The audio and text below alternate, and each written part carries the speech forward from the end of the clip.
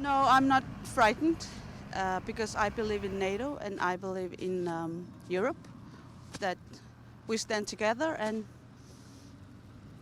they have our back. So I've been thinking about that the most difference between us Greenlandic people and American people, that we can trust our politicians, that they are doing their best for our, not only for our country but for its people also.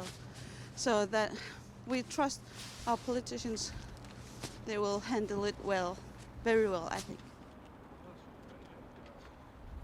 Han må gerne holde sig væk, fordi vi lever fredeligt her, uden noget, uden at være bekymret. Og det er for vores børns fremtid også. Så jeg har det fint uden ham. Det er Hans Ludvig Sip.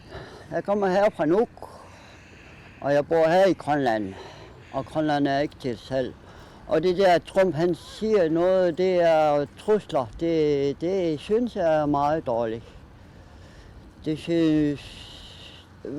Hvis vi nu tror ham, Bidufik Tulle Abbas, han har den deroppe. Det skal man være glad for.